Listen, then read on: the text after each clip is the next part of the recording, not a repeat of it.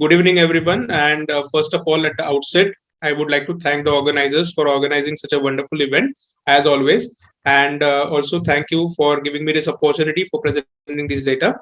And the topic given to me is regarding hormone positive breast cancers. And in the next five abstracts, we are going to discuss data regarding the Mona Lisa trials, that is, use of ribociclib along with endocrine therapy. So the first abstract is regarding the overall survival results from the phase 3 Mona Lisa 2 trial of postmenopausal patients with hormone positive advanced breast cancers treated with endocrine therapy with or without ribociclib. So this was presented in ESMO 2021. We know that the phase 3 Mona Lisa 2 trial investigated ribociclib plus letrozole in the first line setting in postmenopausal patients with hormone positive advanced breast cancers, and a significant PFS benefit was reported with ribociclib plus letrozole. The median PFS was 25.3 months versus 16 months, and even the phase 3 trials, that is Mona Lisa 7 and Mona Lisa 3, both have demonstrated a statistically significant OS benefit with the addition of ribociclib. But here in this trial or data, they have reported the final OS analysis from the Mona Lisa 2 study design. This is the Mona Lisa 2 study design. We know that the postmenopausal females with hormone positive, HER2 negative advanced breast cancers were randomized in a 1:1 design to receive either ribociclib plus letrozole versus only letrozole. The primary endpoint was PFS, the secondary endpoints were OS. And this is the baseline patient data, and we can see that the median duration of follow-up was almost 80 months, that is around 6.5 years, which is really robust. And what is interesting to see is that almost 9% of patients who received ribociclib plus letrozole were continuing the treatment even at the end of 6.5 years. And as expected, we can see here that the curves are widely separating, and we can see that the median OS with the combination of ribociclib plus letrozole was around 64 months versus 51.4 months with letrozole alone. So almost a 12.5 months OS benefit was achieved with ribociclib plus letrozole, which is really significant, with a p-value of 0.004. And what is more interesting is to see that the OS benefit with ribociclib increased over time. So at 6 years, we can see that the percentage of patients surviving with the combination of ribociclib and letrozole was 44.2 months, 2% versus 32%. That is almost a 12.2% increase in the survival rate with the use of combination of ribociclib plus letrozole. And this OS benefit was consistently seen across all the subgroups, irrespective of the age and the use of prior chemotherapy or hormonal therapy. And we can see that the patients who received this placebo where subsequently almost 34.4% of these patients subsequently received some sort of second line CDK4/6 inhibitors. But even after that, this OS benefit was consistently seen. And so effectively, ribociclib delayed the time to first chemotherapy by almost a year. We can see that the median time to first chemotherapy was 50.6 months in the combination versus 38.9 months. And overall, as such, no new safety signals were identified even at the follow-up of around 6.5 years. Whatever events occurred were most commonly seen in the first 12 months of the treatment. And the rates of grade 3 or 4 adverse events of special interest were almost the same, which were already been reported. So this study concluded that a first-line ribociclib plus letrozole demonstrated a statistically significant and clinically meaningful OS benefit compared to letrozole alone. We can have a prolongation in the OS to the tune of over 12 months. And overall, we don't see any new safety signals even with the prolonged use of ribociclib with an follow-up of 6.5 years. And so ribociclib combined with endocrine therapy is the only first-line treatment with an OS benefit, and therefore it is proposed that it should be considered as a preferred treatment option for first-line hormone-positive advanced breast cancers. Coming to the second abstract, in continuation with the first one, this is regarding the overall survival subgroup analysis by metastatic site from the phase 3 Mona Lisa 2 study. This was presented in SABCS 2021. So we have already seen that Mona Lisa 2 has reported a statistically significant OS benefit with the first line use of ribociclib and letrozole. And here they have presented an exploratory OS analysis of patients in Mona Lisa 2 study in subgroups by location of metastasis, number of the metastatic sites, and the use of prior therapy. So this we have already seen in the first abstract that we can achieve a prolongation in the overall survival by almost a year with the use of the combination of letrozole and ribociclib. And now if we see by subset analysis, especially in patients with bone-only metastasis, we can see that the curves are widely separating. The median OS is around 72.6 months with the combination of ribociclib and letrozole, that is almost 6 years, as compared to letrozole alone, where the median OS is 56.4 months. So the ribociclib in combination with letrozole has a OS benefit in patients with bone-only metastasis as well.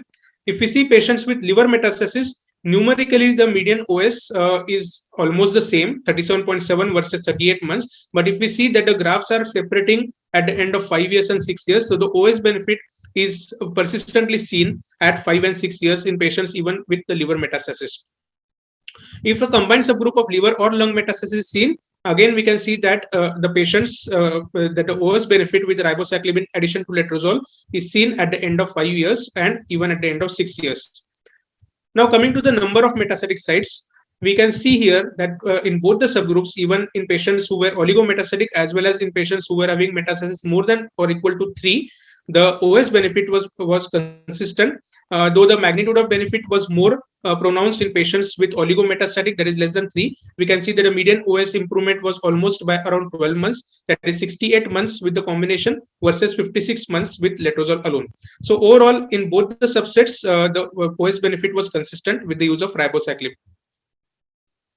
And this benefit was also seen irrespective of the prior use of chemotherapy. We can see here that the curves are separating, and same was the case with the prior use of endocrine therapy. So OS benefit was consistently seen across all the subset. So to conclude, this study showed that whatever improvement in the overall survival was seen with the use of ribociclib and letrozole as compared to letrozole alone was independent of the metastatic sites or the number of metastases or prior use of chemotherapy or endocrine therapy. So overall, this consistent improvement was seen in long term, that is even at the 5 and 6 years of use of ribociclib. Coming to the third abstract, this is regarding updated overall survival results from the phase 3 Mona Lisa 3 trial of postmenopausal patients with the use of ribociclib plus fulvestrant. This was presented in ASCO 2021. Now, we have already seen that Mona Lisa 3 trial evaluated the combination of ribociclib plus fulvestrant in postmenopausal females with hormone-positive advanced breast cancers, and it has already shown that there is a significant PFS and OS benefit over fulvestrant alone. But in the final protocol, which had a median follow-up of 40 months only, the median OS was still not reached. So here in this abstract or in this study, they have reported an exploratory update of OS with a longer follow-up. So the follow-up here is about 56.3 months. This is the study design of Mona Lisa 3. Men and postmenopausal women with hormone-positive advanced breast cancers were randomized in a 2:1 design to receive either ribociclib plus fulvestrant versus only fulvestrant. And the primary endpoints were PFS, and the secondary endpoints were OS, response rates, clinical benefit rates, and etc. These are the patient characteristics. We can see that both the arms were fairly well matched. And again, as expected, we can see that the overall survival was significantly better with the addition of ribociclib to fulvestrant versus fulvestrant alone. The median OS was 53.7 months versus 41.5 months with fulvestrant alone. There is almost 12 months improvement in the overall survival with the combination. So even with an extended follow-up of 4 years and even at the end of 5 years, what we can see, the graphs continue to separate and the OS benefit is seen to be meaningful even in the long follow-up. Again, in terms of line of setting of use of this combination, in first line setting, this median overall survival is still not reached with the combination of ribociclib and fulvestrant. And we can see that even in the second line setting, if we use this combination, the overall survival is still better with the use of combination. The median OS improvement with the use of ribociclib plus fulvestrant is to the tune of 6 months. So we can achieve a 6 months longer OS with the use of combination versus fulvestrant alone. Again, this benefit in overall survival was consistent across all the subgroups. This is what we can see from this forest plot. And what is more important to see is about this subset, that is endocrine resistant population. We are always concerned about the use of subsequent endocrine therapy or hormonal therapy in patients, especially in those who are endocrine resistant, because we know that those patients may not respond well to the hormonal therapy. But if we see in this subset analysis, we can see that the combination of ribociclib and fulvestrant actually improved the overall survival as compared to fulvestrant alone. The median overall survival was 34.6 months versus 31.7 months, so almost a 4 months improvement in the overall survival was also reported even in this subset of endocrine resistant population. So effectively, the time to first use of chemotherapy was significantly prolonged by the use of ribociclib or addition of ribociclib. We can see that nearly 20 months delay to the use of first chemotherapy can be achieved, and so effectively we can give a more prolonged chemotherapy-free survival to our patients to the tune of around 10 months. Again, that also translates to the PFS2, which is significantly improved with the use of ribociclib in addition to fulvestrant. And again, as we have seen in previous study designs, almost 30% of the patients in the fulvestrant arm subsequently received some sort of CDK4/6 inhibitors. But despite this, we can see that the OS is consistently better with the use of ribociclib in addition to fulvestrant. And no new safety signals of special interest were observed even with the longer follow-up. Whatever we have seen was consistent with the prior data. So overall, this study concluded that even in this exploratory analysis of an extended follow-up of 56.3 months, ribociclib and fulvestrant maintained the OS benefit in postmenopausal females, and this benefit was consistent across most of the patient subgroups and settings. And so Mona Lisa 3 remains the only randomized trial evaluating CDK4/6 inhibitors and to demonstrate an OS benefit in this postmenopausal hormone positive patients in the first line setting.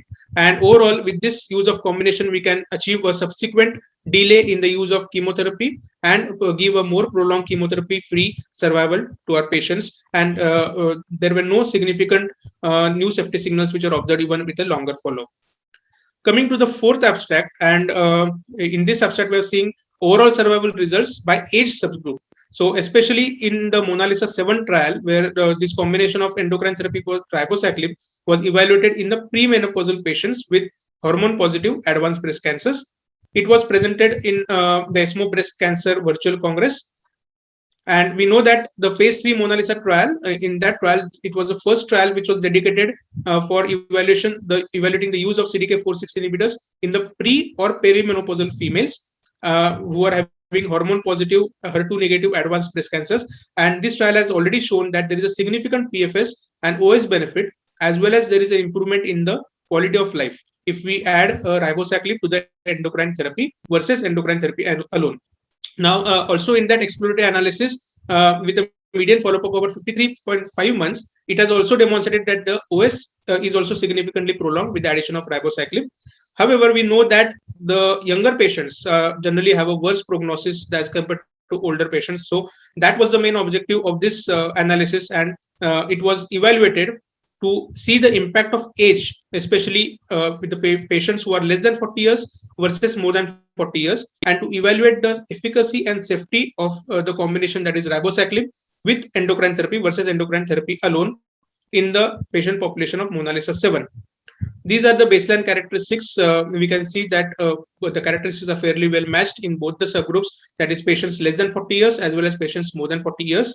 And what we can see here is that even in patients who are younger, that is less than 40 years, we can see that the graphs are separating very nicely, and there is a statistically significant improvement in the overall survival with the addition of ribociclib to the endocrine therapy. The median overall survival was for 51.3 months versus 40.5 months with the addition of ribociclib. That is almost improvement of 11 months with the use of this combination. And also there is a reduction in the risk of death by 35%. So we can see that at the end of 4 years, there is almost like 15 to 20% improvement in the 22% improvement in the overall survival with the addition of ribociclib, even in this patient population of less than 40 years.